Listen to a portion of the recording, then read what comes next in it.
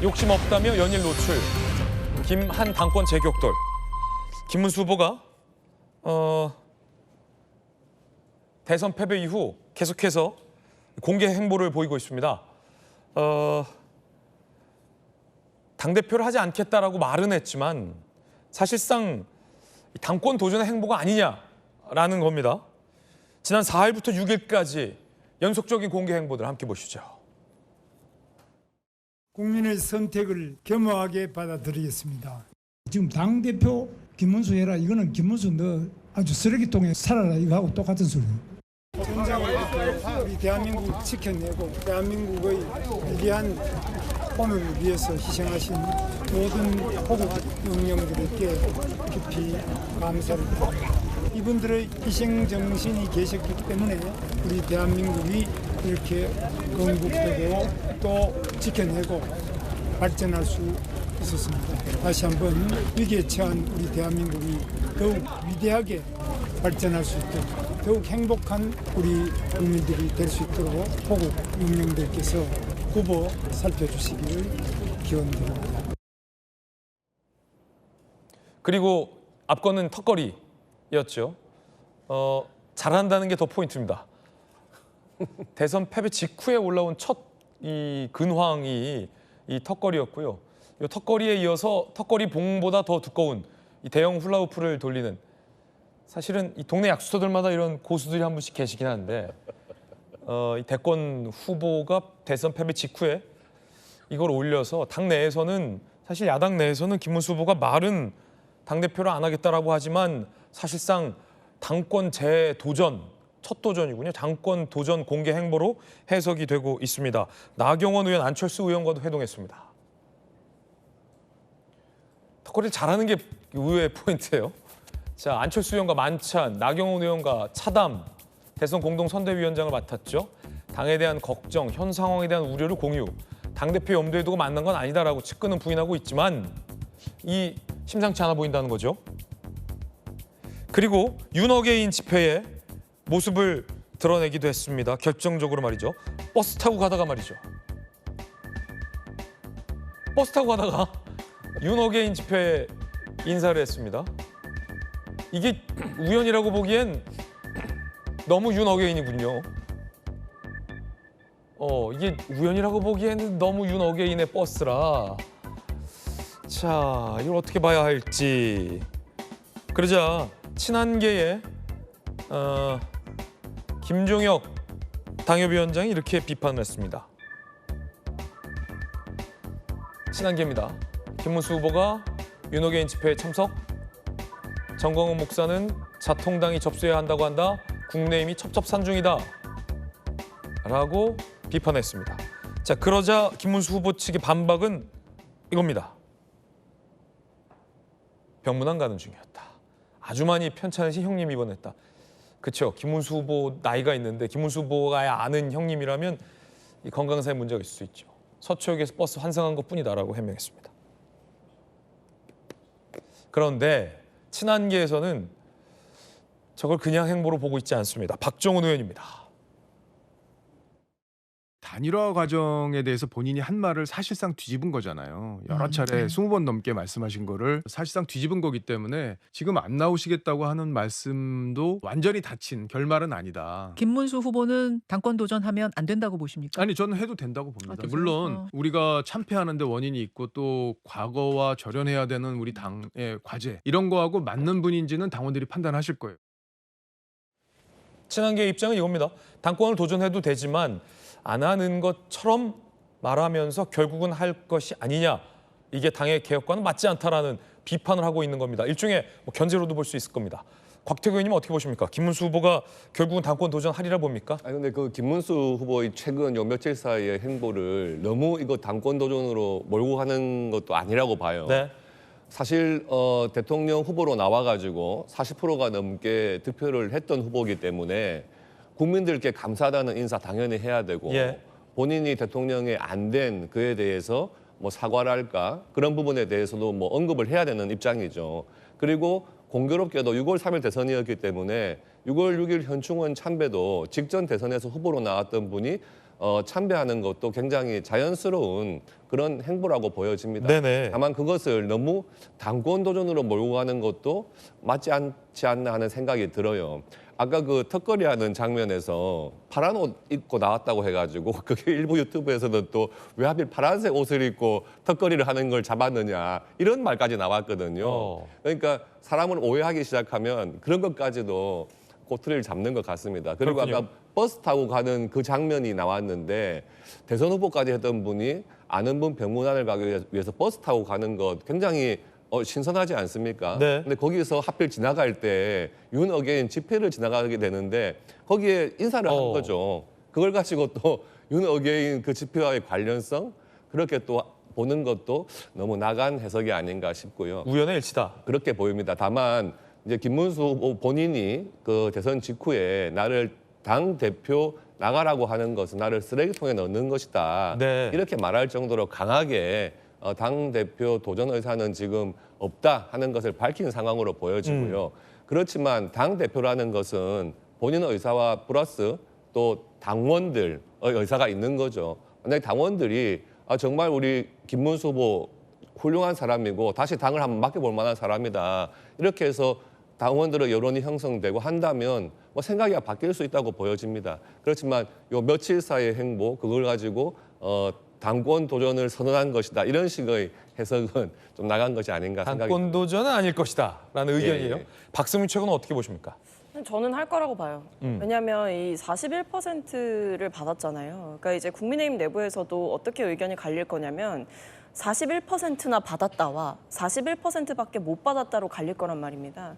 그렇게 되면 이제 41%밖에 못 받았다라고 보는 측에서는 김문수가 웬 말이냐 아마 이렇게 할 거고 41%나 받지 않았냐라고 하는 분들은 이 김문수 후보가 가지고 있는 득표율은 결국 김문수 후보의 조직력이라든지 팬덤을 의미한다 이렇게 해석을 할 거고 김문수 후보가 충분히 이 당권 도전에 나섰을 때 확보할 수 있는 지분이 존재한다. 그러니까 안정적인 당선이 가능하다 이렇게 판단하는 분들이 있을 거란 말이에요. 저는 그렇기 때문에 지금 보면 국민의힘 내부에서도 비대위 체제를 유지하자는 쪽과 조기 전당대회를 빠르게 치러야 된다라는 측이 나뉘고 있는 상황인데 김문수 후보 측의 입장을 보면 굉장히 묘하게 이 전당대회를 하자라는 쪽에 가깝습니다.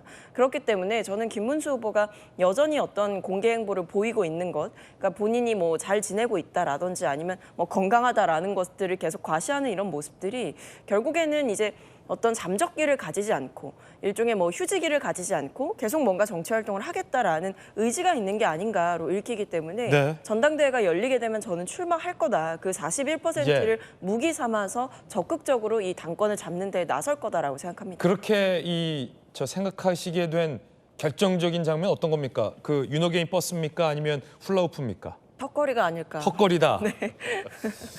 너무 잘했어요, 턱걸이를. 네. 아니 그러면 지금 저 박정훈 의원 같은 경우는 한덕수 총리와의 단일화 과정에서 20번 넘게 한 말을 뒤집은 분이다라며 전당대회 안 나갈 거다라는 말도 결국은 바꿀 거다라고 의심하고 있는데 정익진 변호사님 어떻게 보십니까? 이 한동훈이냐 김문수냐 결국은 이 싸움 아니겠어요? 글쎄요. 지금 일단은 그 김문수 후보가 얻은 득표율 40% 턱걸이로 넘었습니다. 그런데 저는 어떤 생각이 드느냐. 만약에 김문수 후보가 아닌 다른 후보가 나왔으면 40%를 턱걸이로라도 넘을 수 있었을까? 그런 회의가 조금 들거든요. 왜냐하면 김문수 후보의 인생에 감동받아가지고 마음을 바꾼 사람들이 주변에 의외로 많이 있는 것이 아닌가. 저는 개인적으로 그런 생각을 네네. 하고요. 그런데 그럼에도 불구하고 대권과 당권은 다른 거 아닌가? 저는 그런 생각하고요. 그다음에 셰익스피어가 뭐라고 이야기했느냐? 뭐라고 했습니까? 끝이 좋아야 모든 게 좋다라고 이야기했어요. 그러니까 지금까지는 김문수라고 한 사람 다시 한번 봤다. 정치인 김문수 다시 한번 봤다. 저분이 조금 더 일찍 나왔으면 어땠을까 이런 생각들을 하지만 만약에 당권에 출마했다가 당권 도전을 했다가 실패한다. 그러면 여태까지 쌓아온 것 자체가 많이 이렇게 잃어버리는 거 아닌가? 저는 개인적으로 그런 생각을 하고요. 네. 그다음에 이제 조금 전에 곽규택 의원님도 말씀을 하셨지만 제 생각에는 강남 성모병원 가신 거 아닌가 싶거든요. 집이 봉천동이니까 2호선 내려가지고 서초역에서 내려서 거기서 강남 성모병원까지 마을버스 같은 거 있단 말이에요. 그거 타고 가다가 우연히 그렇게 된 거 아닌가? 저는 개인적으로 그런 생각도 할 수가 있는 것 같고, 그다음 박정훈 의원님은 높아시면서 저런 말씀하셨겠지만 저희 이야기는 지금 할 타이밍은 아니지 않는가. 만약에 전 개인적으로 김문수 전 후보가 이번 당권 도전을 안 할 거라고 생각을 하는데 네. 그럼에도 불구하고 당권 도전에 나서겠다. 그러면 그때 가서 비판을 해야지 지금 미리부터 비판을 하는 그것은 조금 적절하진 않은 것 같다. 그런 생각 듭니다. 그럼 정익진 변호사님께서는 왜 김문수 후보가 당권에 도전해서 안 된다라고 생각하십니까? 일단 제가 좀 전에 말씀드렸다시피 제 개인적인 생각이지만 대권 후보로서의 김문수와 당권 후보로서의 김문수는 많이 차이가 난다는 그런 생각이 들거든요. 그다음에 어쨌든 지금 국민의힘은 옆에 뭐 곽규택 의원님한테는 죄송하지만 2번이나 대통령 탄핵당한 정당이고요. 이번 대통령은 임기 절반밖에 못한 그런 대통령이란 말이에요. 그렇다라고 하면 뭔가 그 쇄신하는 모습을 갖다가 보여줘야지, 그래야지 이전 모습과 비슷한 모습으로 쭉 나가겠다. 그러면 더 이상 뭐 국민의힘이 그 수권 정당으로서의 그 의지를 포기한 것이 아닌가 그런 생각이 들기 때문에 뭔가 좀 달라진 모습을 보여줘야 된다. 그것이 그 국민의힘과 김문수 전 후보를 위해서 둘 다 맞는 것이 아닌가 개인적으로 그렇게 생각합니다.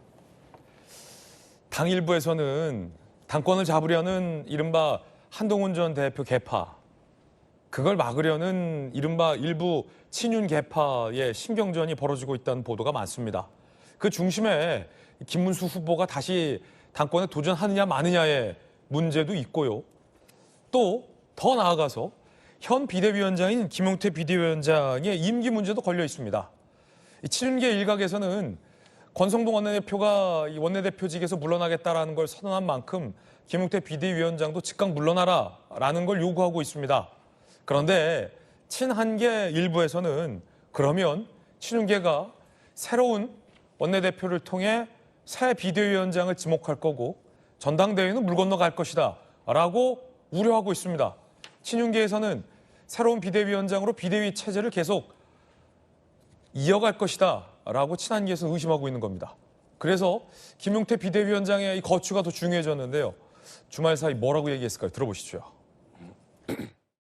내년 지방선거를 비대위 체제가 아니라 선출된 당대표 체제로 치르는 것 자체가 보수 재건과 지방선거 승리를 위한 당면 목표가 될 것입니다. 당의 대선 후보를 부당하게 교체하고자 했던 과정의 진상을 규명하고 합당한 책임을 부과하겠습니다. 당무감사권을 발동해 이 사건의 진상을 철저하게 규명하겠습니다. 그 가운데 김용태 비대위원장은 승부수를 던졌습니다. 본인의 비대위원장 임기를 연장하겠다라는 걸 시사했고요. 당무감사권을 발동해서 이른바 친윤계를 겨눴습니다. 한밤에 후보를 교체한 사건에 대해서 책임을 묻겠다는 겁니다. 명백히 친윤계로 겨냥한 카드입니다. 그러면서 비대위가 연장되는 일은 없을 것이다. 전당대회를 해야 한다라는 결론을 밝혔습니다. 마침 오늘 오후에 국민의힘 의총이 예정돼 있습니다. 김용태 비대위원장의 거취 문제도 논의될 걸로 보입니다. 조기현 변호사님 어떻게 보십니까? 이거 굉장히 좀 뭐랄까요? 폭풍전야 같은 느낌이에요. 오늘 의총이 좀 분기점이 될 것 같은데요. 실제 이제 김용태 위원장 개인의 어떤 독단적 의견과 판단 이건 아닌 것 같습니다.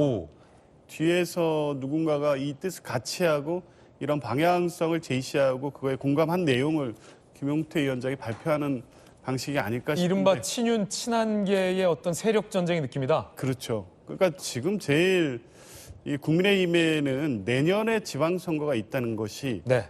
독이라는 생각이 듭니다. 지방선거 때까지 누가 당권을 쥐느냐. 그렇죠. 결국 대선 기간 중에도 대선 승패와 관계없이 당권을 둘러싼 그 싸움이 대선 기간 중에도 계속된다고 보는 시각이 있지 않았습니까? 그러니까 대선 일정 중에도 어떤 유세에 대해서도 그런 다른 의미를 계속 부여할 수밖에 없는, 예를 들면 한동훈 전 대표의 유세가 이게 김문수 후보를 위한 유세가 맞느냐에 대한 문제제가 계속 나왔고, 결국 대선 이후, 그러니까 더 구체적으로 얘기하면 대선은 질 것 같으니까 진 이후에 당권을 위한 어떤 명분용 유세가 아니냐 이런 비판이 나올 정도로 이 당권과 관련된 논란이 계속되고 있는 상황에서 네네.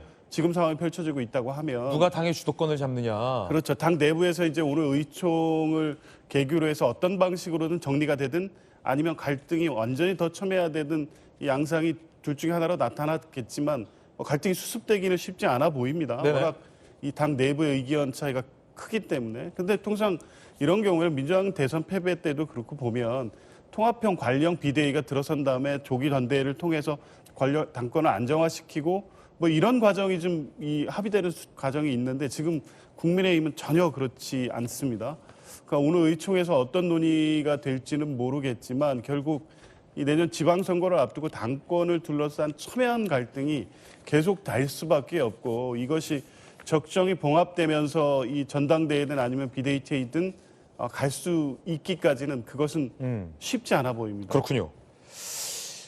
근데 또 일각에서는 제가 지난번 이 국민의힘의 비상의총을 굉장히 상세하게 취재를 했는데 많은 현역 의원들은 이 전당대회를 여는 것에 공감을 표명한 것으로 저는 취재가 됐거든요. 곽태규 의원님 이따 의총 참석하시고 지난 의총도 참석하셨으니까 당내에서 전당대회에 반대하고 그러니까 비대위 체제로 내년 지방선거까지 치르겠다라는 의원이나 세력이 있습니까? 지금 언론에서 보도 나오는 것처럼? 그러니까 지난주 의총에서 저도 같은 걸 느꼈는데요. 뭐 이게 친윤계, 친한계, 개파에 따른 입장이 아닌 것 같아요. 아니고 지난 의총에서 왜 김용태 비대위원장의 거취 문제가 나왔었냐 하면 대선 패배에 대해서 당연히 책임을 지는 모습을 보여야 되니까 지도부 전체가 사퇴를 하자 하는 이야기들이 나왔던 거거든요. 그래서 비대위원들 그리고 원내대표까지 다 사퇴를 하자고 했는데 이제 비대위원장 입장에서는 조금 더 의원들의 입장을 듣겠다 해서 지난주에 이제 의총이 마무리가 된 상태였습니다. 그래서 거기서 어떤 친한, 친윤 이런 개파의 문제 때문에 김용태 비대위원장의 거취 문제가 결정되지 못했던 것은 아닌 것으로 보여지고요. 다만 지금 전당대회 관련해가지고는 새로운 리더십이 굉장히 필요한 상황인데 네. 이것을 조기에 전당대회를 해서 당원들의 선택에 따른 당 대표를 가는 그런 정상적인 체제로 빨리 가야 되지 않느냐 하는 것이 당 내에서는 의견들이 많은 것 같습니다. 그러면 제가 예. 궁금한 건 이른바 언론에서 보도되는 것처럼 전당대회를 막고 한동훈 전 대표의 당대표 당선을 막기 위해 전당대회 개최를 막으면서 비대위 체제로 내년 지방선거까지 가자라고 하는 의원들은 없다라는 거잖아요. 현재 공개적으로 그런 입장을 표명한 의원들은 없어요. 그러면 네, 없는 상태고 다만 조금 전 김용태 예. 비대위원장 같은 경우는 왜 이른바 곽택 의원님 말씀대로라면은 그렇게 주장하는 사람이 없는데 비대위 체제로 지방선거 안 치르겠다라면서 당무감사까지 발동한 겁니까?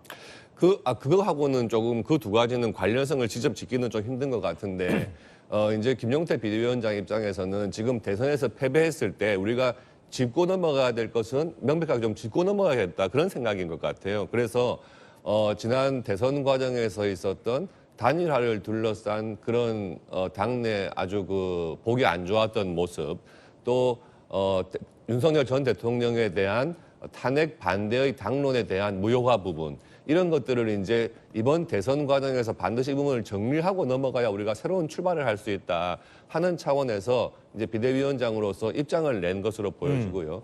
오늘 의총에서도 그 부분에 대한 정리가 있겠습니다만은 그렇게 대선 국면을 정리를 하고 새로운 전당대회를 통해 가지고 우리가 새로운 길로 가자 하는 차원에서의 비대위원장의 결단이라고 보여집니다. 오늘 그래서 받아들여질 것 같은 분위기입니까? 어떻습니까? 뭐 물론 해봐야 알겠습니다만은 저는 그런 비대위원장의 입장을 네. 개파 간의 그런 입장을 떠나서 우리가 당이 지금 처한 상황을 고려한다면 비대위원장의 지금 5가지 정도 이야기한 부분도 충분히 국민의힘 의원들 사이에서 공감대가 형성될 수 있다 이렇게 보여지고요. 그리고 전당대회를 어차피 하는 것으로 지금 의원들 사이에 공감대가 네. 있다면 그때까지는 현 비대위원장이 계속해서 비대위원장 임무를 맡는 것도 나쁘지 않다. 지금 뭐 2달 정도 하는 관리를 위한 비대위를 또 출범시킬 필요는 없지 않겠습니까?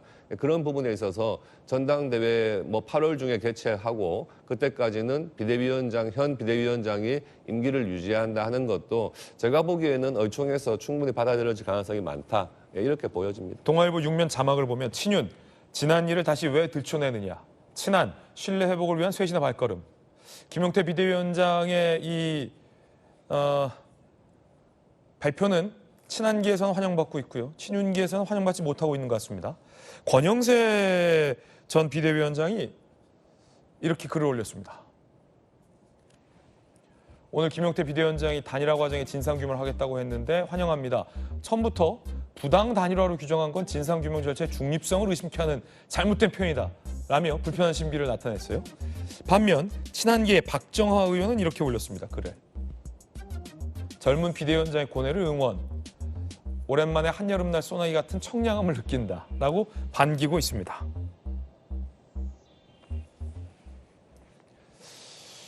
무언가 수면 아래에서 이 개파 간의 신경전은 있는 것 같습니다. 그 가운데 한동훈 전 대표가 여전히 라방을 하고 있습니다. 들어보시죠. 저는 털을 많으면 주로 이걸 쓰는데요. 얼굴도 이렇게 하거든요. 결국 사실 이 선거는 계엄으로 비롯된 선거였잖아요. 계엄을 진짜로 반대하는 국민들이 전체 국민의 한 70% 가까이 되는 상황에서는 거기에 걸맞는 행동이 따르지 못한다면 이기기 어려운 선거예요. 계엄을 반대한다고 말하면서 계엄을 옹호하는 사람들을 선거에서 중용하게 되면 국민들이 신뢰하기가 어렵게 되죠. 저는 그 문제를 충심을 다해서 했지만 결국은 제 의견이 제대로 반영되지는 않았어요. 그럼에도 불구하고 전 당에 대한 도리를 최선을 다했다고 생각해요. 결과에 대해서는 안타깝게 생각합니다. 결국 한동훈 전 대표는 이 여러 차례 라방을 통해서도 이 과거 세력과는 단절을 해야 한다라는 개혁의 의지를 나타냈습니다. 자, 그러면서도 이제 고양이를 이 반려묘로 키우고 있는 걸로 뭐 유명하기도 한데 박성민 최고님, 이 고양이가 이제 불가피하게 털이 좀 많이 빠져요. 옷에도 붙고 얼굴에도 묻어서 돌돌이로 얼굴에 이제 털까지 떼는 굉장히 좀 뭐랄까 이색적인 모습 이렇게 보여지기도 했는데 굉장히 실용적이죠. 자, 김문수의 턱걸이 대 한동훈의 이 얼굴 돌돌이. 네. 어떻게 보십니까? 막상막하의 대결인데요. 근데 저는 뭐 사실 이제 돌돌이를 한 거에 대해서 제가 말씀드릴 부분은 없을 것 같고, 다만 이제 저 이렇게 계속 라이브 방송을 하시잖아요. 네네. 거기에 대해서는 좀 당원들의 평가가 갈릴 것 같아요. 그러니까 물론 이제 선거 때 유세를 다니시고 마지막에는 이제 김문수 전 후보와 같이 유세를 하는 모습도 보여주시기는 했지만, 사실 한동훈 전 대표께서 이 선거가 본격화되고 나서도 꽤 이제 라방을 하셨었거든요. 네네. 이제 그때 좀 나왔던 평가가 이제 한가해 보인다라는 거였어요. 뭐 다른 평가는 제가 말씀드리지 않을 거고, 그러니까 좀 지금 이 당이 이렇게 쑥대밭이고 뭐 선거 때문에 난리인데 라이브 방송을 계속하면서 뭐 과자를 먹고 하는 모습을 보여주는 게 맞냐라는 비판이 있었거든요. 그래서 라이브 방송을 통해서 소통을 하시는 것은 뭐 좋은 바람직한 모습이라고 생각을 합니다만, 글쎄요. 근데 저게 이제 당내에서 뭔가 당권 도전을 생각하시는 분이 라이브 방송에 대한 실익이 과연 얼만큼 있는지에 대해서는 좀 따져봐야 될 시점인 것 같습니다. 오히려 라이브 방송을 통해서 좀 당을 향해서 제대로 된 이야기들을 하거나 아니면 라이브 방송을 넘어서서 현실에서 좀 의원들과 적극적으로 소통하고 세를 규합하는 모습을 보이는 것이 오히려 정치인 한동훈으로서 나아가기에는 좀 더 중요한 국면 전환의 점이 아닐까라는 생각이 들거든요. 왜냐하면 이미 한동훈 전 대표의 팬덤은 사실 이미 온라인상에 형성이 되어 있잖아요. 그러니까 네. 라이브 방송도 할 수가 있는 거고. 근데 지금 한동훈 전 대표에게 필요한 건 저는 뭐 인지도라든지 아니면 뭐 대중들을 상대로 한 소통이라든지 이런 부분이 아니라 오히려 당내 내부 정치를 좀 해야 될 필요가 있는 것 같아요. 그러니까 친한계 의원들이 지금 고정적으로 있고 친한계 의원들을 중심으로 세가 있다라고는 하지만 굉장히 미약하다라고 볼 수밖에 없거든요. 그렇기 때문에 당내에서 뭔가 당권에 도전하고 거기에 호응하는 세력들을 만드는 것이 지금은 좀 급선무가 아닐까라는 네. 생각은 듭니다.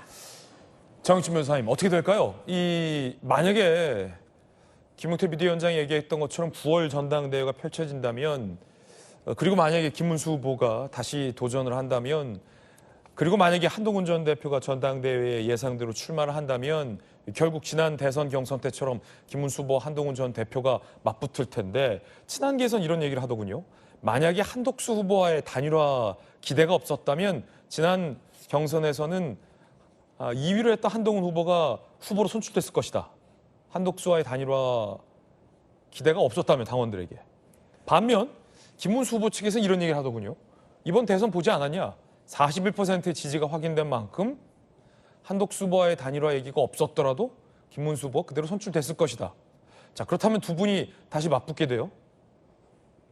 글쎄요. 그런데 저는 대선 전하고 대선 후는 상황이 완전히 다른 거 아니겠습니까? 국민의힘이 대선 전에는 여당이었는데 지금은 야당이에요. 그것도 아주 소수 야당 아니겠습니까? 저도 어떤 생각을 하느냐. 만약에 김문수 후보가 단일화 이야기를 하지 않았으면 과연 후보로 선출이 될 수 있었을까? 오히려 만약에 한동훈 후보가 그때 내가 무조건 난 단일화 하겠다 그랬으면 오히려 한동훈 후보가 될 수 있지 않았을까? 그런 생각도 하는데 그건 대선 전의 일이고요. 대선 후는 완전히 상황이 바뀐 거 아닌가? 저는 개인적으로 그런 생각을 하고요. 그다음에 저 같으면요. 국민의힘 당대표 하라고 해도 하지 않을 것 같은데 왜 그런가? 지금 국민의힘 당대표는요. 굉장히 독이 든 성배 아니겠습니까? 누가 봐도 여기에는 독이 그냥 철철철 넘치는 그러한 잔인데 그걸 굳이 받아 마시려고 하는 게 그게 맞는 것인가? 그 독이 든 성배를 마셔가지고 독이 온몸에 쫙 퍼지더라도 내가 이겨낼 수 있겠다. 그런 사람이면 모르겠는데 그런 부분들에 대한 진지한 고민들이 아마 지금 거론되고 있는 많은 분들한테 그 생각을 하지 않을 수 없을 것이다. 그런 생각 듭니다. 두 분 중에 누가 맡아야 적절하다 보십니까? 저는 두 분 다 잘 모르겠고요. 그냥 본인 중에 그 두 분 중에 하시고 싶은 사람이 하시면 낫지 않을까 하는 생각이 드는데 일단은 김문수 후보는 조금 지금 다 그 후보였기 때문에 안 하시는 게 낫지 않을까 그런 생각이 들고요. 그다음에 한동훈 후보도 지금 당대표를 맡는 게 맞을 것인가. 항상 한동훈 전 대표는 사람들이 생각하는 것보다 한 발자국씩 빨랐던 것 같아요. 비대위원장 했을 때도 그렇고 당대표 했을 때도 그렇고 그런데 이번에 또 당대표를 한다라고 하는 게 어떨까? 그거는 지나고 보면 알겠지만 어쨌든 이런저런 고민이 많지 않을까 하는 생각이 듭니다. 정치 변호사의 의견이었습니다.